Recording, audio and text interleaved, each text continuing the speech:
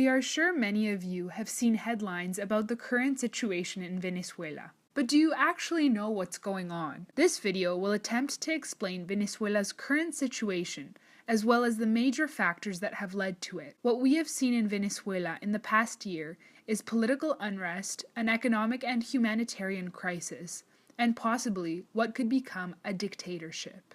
To understand the situation in Venezuela today, we need to consider the role of Hugo Chavez. Hugo Rafael Chavez Frias was born on July 28, 1954 in Sabaneta, Venezuela. He was president of Venezuela from 1999 to 2013 when he died of cancer. He was lieutenant colonel and was introduced to communism and Marxism early in his life. In order to understand his rise to power, it is important to understand the history of Venezuela. Venezuela had been ruled by a system of pacts between different political parties to maintain political stability. In the early 1980s, there was a decline in oil prices, which meant that the parties could no longer maintain control. In 1989, Carlos Andrés Pérez gets elected as president and introduces neoliberal policies to Venezuela. These policies were not well received in Venezuela, and in 1989 there were a series of protests and attempted coups, one famously known as the Caracazo. Chavez participated in them, and in 1992 was captured. In prison, he was able to begin his political career and was able to capture the sentiment of the Venezuelan people who had suffered more than a decade of economic crisis and began his socialist revolution. He was then liberated and in 1998 ran as the presidential candidate for Movimiento Ver República and won. He was a populist leader and appealed to Simón Bolívar's revolutionary ideas about having a single, unified Latin American bloc.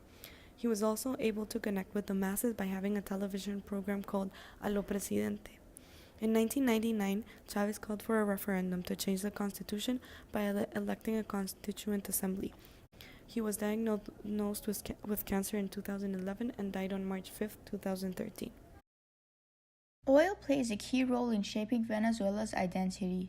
Its economy is highly dependent on petroleum since it is the nation's most important export. The presence of oil was known in Venezuela long before the discovery of the Americas in 1492, as it was used for medicinal purposes. By 1499, Spanish conquerors learned how to use petroleum from the Indians. Later, in 1536, the Queen of Spain ordered officials to bring petroleum to Spain as much as possible. By 1783, all mines were property of the royal crown until 1830, when the Venezuelan Congress ratified Bolivar's decree to reiterate the national ownership of mines. Hence, the first oil company was founded in Venezuela in 1878. In 1908, General Gomez opened the gate for foreign oil investors, which was the beginning of the modern economic history of Venezuela. World War I was also a trigger introducing Venezuela into the world oil market. By 1922, Venezuela became an important supplier of oil in the world. Therefore, during World War II, Venezuela was the most secure provider of oil to the United States. In 1960s, Venezuela joined the Organization of the Petroleum Exporting Countries. At the same time, during the 60s, Venezuela implemented the policy of no more concessions, which marked the beginning of the nationalization of the oil industry. And in 1976, Petroleos de Venezuela S.A. or PDVSA was born. When Chavez took office in 1999, he used PDVSA's money to fund socialist programs in order to help the poor. Nevertheless, these social policies eventually caused massive overspending, leading to shortages and high inflation rates. In 2005, PetroCaribe was launched as an alliance among countries in Central America and the Caribbean, allowing for low-interest Venezuelan oil export. In 2013, the PetroCaribe joined an agreement to establish an economic zone. The objective was to promote investment, trade, tourism, and international development projects, according to Venezuelan President Nicolas Maduro. To help explain the current situation in Venezuela, it is important to understand what the Constituent Assembly is, la Asamblea Nacional Constituyente, and why there is much talk about it. A constitutional assembly is a temporary parliament that is set up to draft or reform a constitution. In 1999, Hugo Chavez created a National Constituent Assembly with the purpose of changing the constitution of Venezuela. This assembly was created through a referendum, which voted in favor of its creation, and its delegates were elected through universal vote. The results of the Constituent Assembly were a change towards participatory democracy, changed the country's name to República Bolivariana de Venezuela, Bolivarian Republic of Venezuela, extended the presidential term to 6 years, it allowed for re-election, and the legislation became unicameral. all of which handed power directly to Hugo Chavez and for his socialist revolution. In 2017, Nicolás Maduro, Chavez's successor, created a constitutional assembly. This was not created through a referendum, and its delegates are appointed and some are elected through territorial votes. The opposition argues that the Constitutional Assembly was created illegally. The reasons for this Constitutional Assembly were: Maduro wants to create a national dialogue to foster peace in the country and has not achieved this yet. He wants to demobilize and weaken the opposition. He wants to extend the December 2018 elections to consolidate power, and the Constitutional Assembly will help strengthen the socialist program established by Chavez. What the National Constituent Assembly has done so far is that it has extended its period for meeting from 6 months to 2 years. It has not yet drafted any new articles for the Constitution. It has expressed that it exceeds the power of the National Assembly. It voted to trial opposition leaders for treason, and the ANC is not recognized internationally, except for some left-wing Latin American countries, China, and Russia. So far, what it has done is to help Maduro consolidate power in a period of extreme political unrest.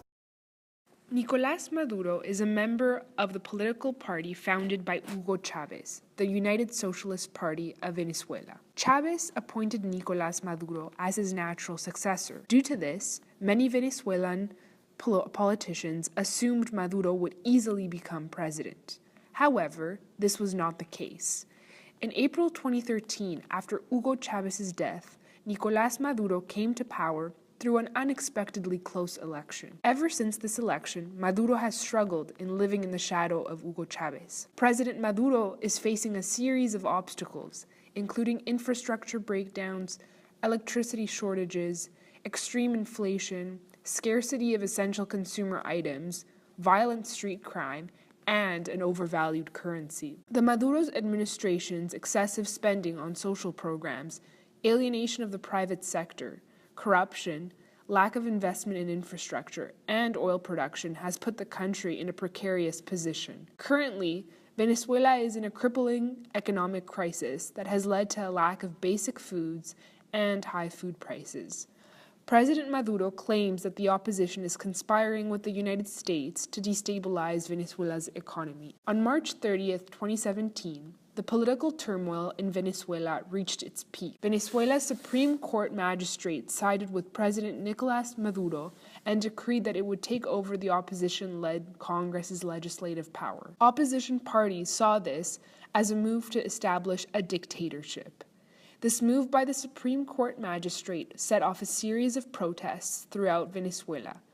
Although the court quickly reversed its decision, protests have continued. Unlike Chávez, Maduro has been unable to establish a strong bond with the Chavistas.